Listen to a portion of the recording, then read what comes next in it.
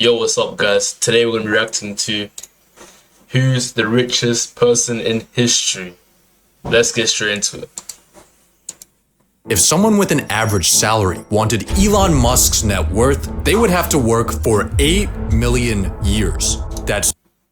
Bro, 8 million years of work. That is crazy, bro. Nah. That's how much wealth he has. That's greedy. 30 times longer than human beings have existed. And in the time it's taken me to tell you this, Elon has made another $100,000. 100K. Do you know what people can do with 100K in 10 seconds? Nah. But the craziest thing about Elon is that he's not even the richest person in history. Oh. He's actually not even close. If you look back in time, there are people that make Elon look broke.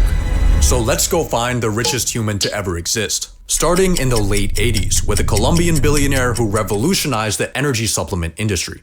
Pablo Escobar. He was raking in $420 million a week, but his net worth after inflation only reached $80 billion. So on paper, he's not even beating Elon. But unlike everyone else in this video, Pablo's wealth wasn't tied up in stocks or politics. He just had literal dollars. He was spending $1,000 a week on rubber bands just to hold them together, and damage to them cost him $2 billion a year. So Pablo wasn't the richest person in history overall, but if we're talking actual cash, he probably was.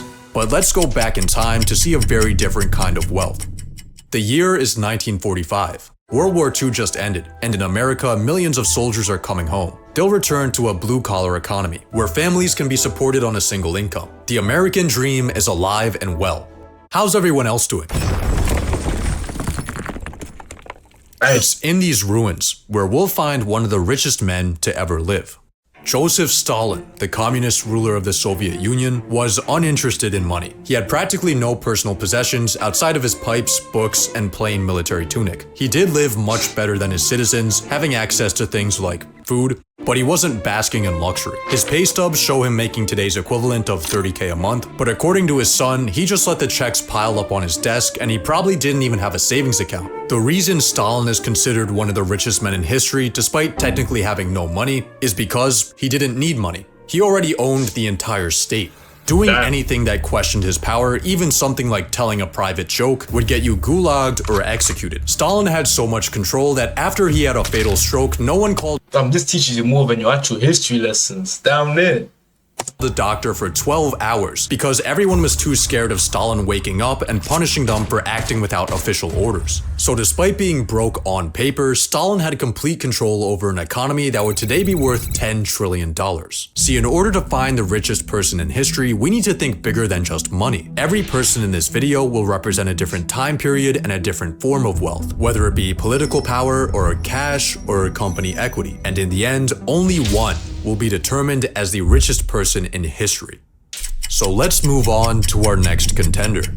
In 1909, Adolf Hitler was homeless. He had moved to Vienna to pursue his dream of becoming an artist, but things weren't really working out. He got rejected from art school and found himself selling Yeah, I remember learning that in history class. I remember learning that.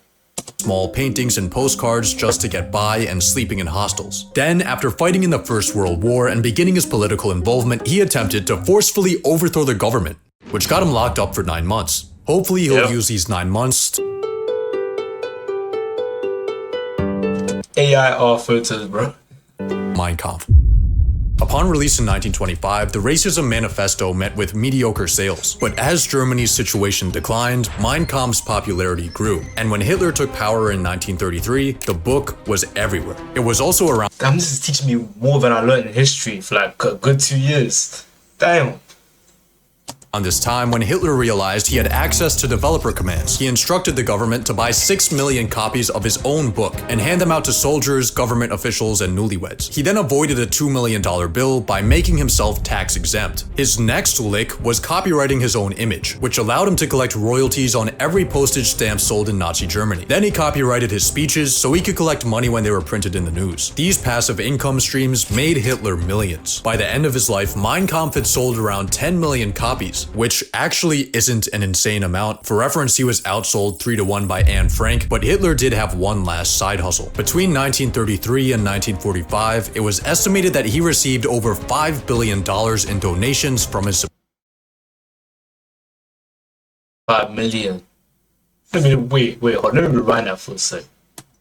45, it was estimated that he received over $5 billion in donations from his supporters, most of this coming from wealthy businessmen. It's impressive how much personal money Hitler was able to milk out of his position, but his real wealth came from his military might. At its peak in 1942, Nazi Germany controlled nearly all of Europe, stealing hundreds of billions in resources and putting millions of people into forced labor. So through his conquests, Hitler commanded resources worth $3 trillion in today's 6 billion to 3 trillion is crazy, just from military aid. That is crazy. dollars. But before dictators, there was a man building a very different type of empire.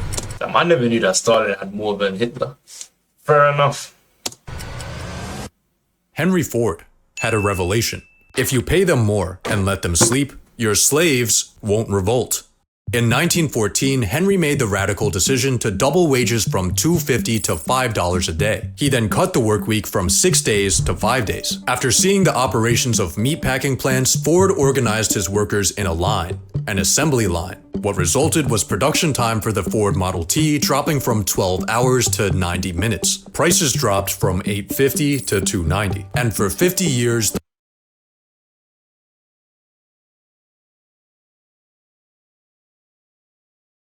Yeah. Good enough, bro. Let's go.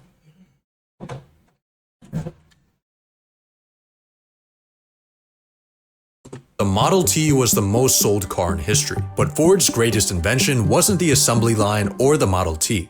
See, after Ford made automobiles accessible to the masses, people began moving outside of cities and driving back and forth to work. And after the success of Ford's mass production methods, they were widely copied by companies and countries. The suburbs, commuting, and the modern work schedule can all be traced back to Henry Ford, which is why many credit him as the inventor of the middle class. So despite his measly $200 billion personal net worth, Ford's massive influence might make him the richest person in history. But Henry's success was only possible thanks to the men who came before him.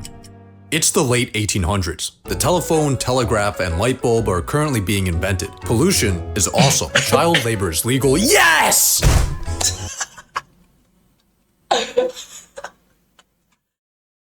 Wait, why the hell did he celebrate like that? Being invented. Pollution is awesome. Child labor is legal. Yes! What? I don't even know what he said.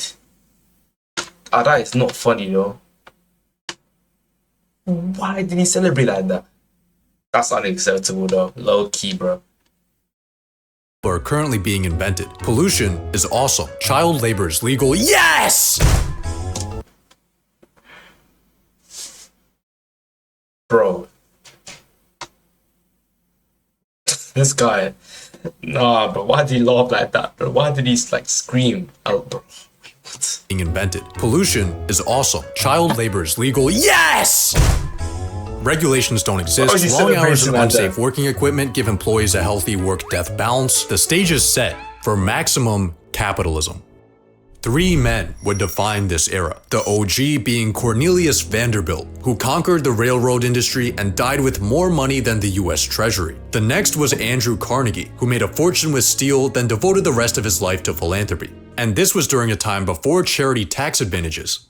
He actually meant that shit. But the richest of the 3 was John D. Rockefeller. In 1870, John founded Standard Oil. He quickly curb-stomped his competitors through innovation and screwing them over, and by the 1880s, he controlled 90% of America's oil refining. But his empire fell in 1911, when the US Supreme Court declared Standard Oil an illegal monopoly and ordered it to be broken up into 34 new companies. This judicial punishment destroyed Rockefeller's fortune, and he ended up dying in poverty.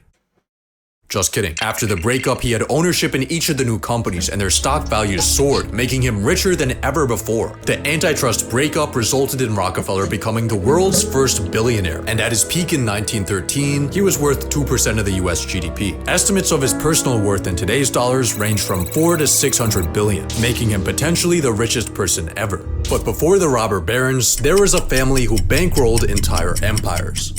The year is 1744. The United States doesn't exist yet. The life expectancy is 30. Cities are full of shit. There's no electricity. In a small Jewish ghetto, Mayor Amschel Rothschild is born.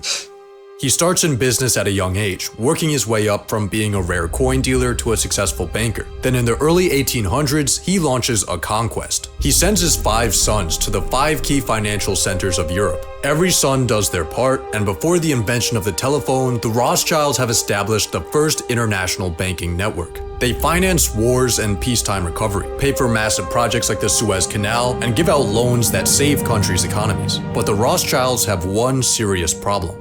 For centuries, Jews in Europe had been prohibited from owning land, blocked out of most industries, and at risk of property confiscation or exile. So in order to ensure their survival, the Rothschilds invested in stocks, bonds, and debts, rather than just tangible assets like gold or real estate that could have been taken or destroyed. Another method they used to I almost forgot I was reacting to a video. This is history class right here. I like it though. ensure their wealth stayed within the family, the cousin technique.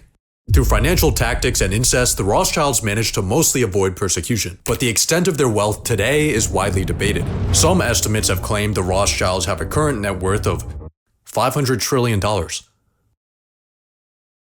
But the only Rothschild you'll find today on the Forbes rich list is Jeff Rothschild. He's worth $3.2 billion. He works at Facebook, and he is not related to the Rothschilds. The Rothschilds no longer have much centralized family wealth, but at their peak, their total worth would have been the largest single fortune in history. On an individual level, the richest ever was Nathan Rothschild. According to estimates, his peak net worth today would be around $20 billion, but his power and connections would likely have been worth a lot more.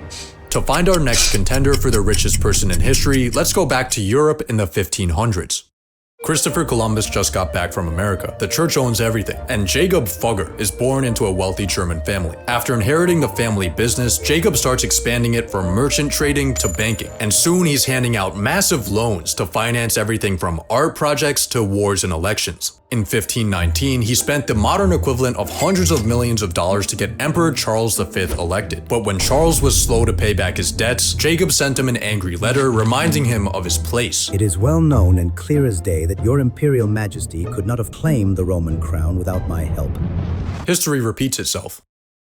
Church officials ended up getting in so much debt to Fugger that they started selling heaven passes, called indulgences. This led to a protest, which led to a religious revolution. Fugger had more influence than kings, but he was also a nice guy. He made the first ever social housing complex, and to this day, 150 people still live in these apartments at the cost of $1 a year, as well as 3 requirements. That's nice. That's really nice. That's good. Yeah. Respect to him, man, for that. Required daily prayers for the Fugger family. At his peak, Jacob owned 2% of Europe's GDP, which would be around $400 billion today. But the richest person in history may have been further back in time. In 1324, a man went on a pilgrimage across Africa. His name was Mansa Musa, and he was the king of the Mali Empire. Yeah, I heard about him with the gold. Mali had a lot of salt and a lot of gold. A lot of gold. So much gold that on Musa's pilgrimage, he covered himself, his 60,000 person entourage, and his hundreds of animals with thousands of pounds of gold. And then he handed out so much of that gold that it destabilized local economies. So he borrowed the gold back, which fixed the problem until he paid all the debts back at once and everything crashed again. After Musa's multi-billion-dollar road trip, he began showing up on maps decked out in gold, cementing his reputation in history as the original flexer. But estimating his net worth is borderline impossible, since all accounts of Musa's trek come from secondhand testimony. It's believed that Musa controlled about half of the world's gold supply, and the most common number I found for his total worth was 400 billion, but many numbers went much higher. So based on the amount of valuable resources under his control, Mansa Musa may be the richest person in history. But go back 100 years and there was a man with a very different kind of wealth. In the early 1200s, Genghis Khan controlled more land than any man in history. His Mongol Empire covered almost 20% of Earth's land area, making his estimated net worth today 130 trillion. You see the way that thing went up? But this is slightly misleading. Genghis never really had much wealth of his own, and this was actually vital to his influence. Rather than taking for himself, war loot was redistributed to soldiers and commanders to promote loyalty. Genghis wore the same clothes and ate the same food as his crew. He slept in tents and asked to be buried with no markings or signs. Genghis Khan didn't really have desire for personal wealth or possessions, but based on his control of land, he may have been the richest guy to ever live. But let's go even further back in time, to the year 1 AD. The people alive right now have no idea that they're living through a turning point in history. They actually don't even know what year it is. Romans think that it's year 754. Jews think it's 3761. The Chinese think it's year 9. And for the Greeks, it's 194. Every country is kind of doing their own thing. America is building early cities thanks to the Mayans. India is trading through the ocean and Silk Road. China just invented paper. And in Rome, Augustus Caesar is balling. A few years prior, he defeated Mark Antony and Cleopatra in battle and snatched up Egypt as his personal property. He now controls around 20% of Rome's economic output, and that includes the tax flows, the treasury, the gold and silver mines, and revenue from conquered lands. He also has a money method where he kills rich people from his own empire just to take their stuff. After Caesar passes in the year 14, he officially gets declared a god with an estimated modern-day net worth of $5 trillion. But let's go back another 900 years. Damn. Civilization is in its early stages. Most people live short, difficult lives. Money in the form of coins doesn't yet exist. King Solomon rules over the kingdom of Israel, collecting gold by the ton. His yearly tax revenue is 666 talents of gold. He basks in his riches with his 700 wives, and in today's money, he's worth over $2 trillion. But this is all according to accounts in the Bible, written hundreds of years after he would have lived. When we're this far back in time, details get murky. Written accounts are sparse and incredibly biased. The richest man from ancient times will never really know. So, who is the richest person in history? Looking at The moment we've been waiting for. this graph, it seems like there's a lot of people who make Elon look broke. But these numbers don't tell the whole story. Hear me out. In 1913, John D. Rockefeller was worth 2% of US GDP. Today, Elon Musk is worth 1.4% of US GDP. So Rockefeller had a larger share of the economy, making his inflation-adjusted net worth higher than Elon's. But here's the catch. The US economy today is 22 times larger than it was in 1913. Rockefeller had a bigger slice of a much smaller pie. Estimated numbers don't tell the story of how the entire world has become more and more prosperous over time. Elon is now the biggest fish in the biggest pond that has ever existed. On top of this, his wealth is a personal fortune. It's well documented and verifiable, unlike ancient figures like King Solomon. It wouldn't disappear if he lost his positions of power, unlike dictators and heads of state. He can access it for whatever he wants, and he harnesses technology that ancient figures would think is witchcraft. Elon is the richest person in history, with his 400 billion today. Eventually, someone will get even richer, but based on history, everyone else will get richer too.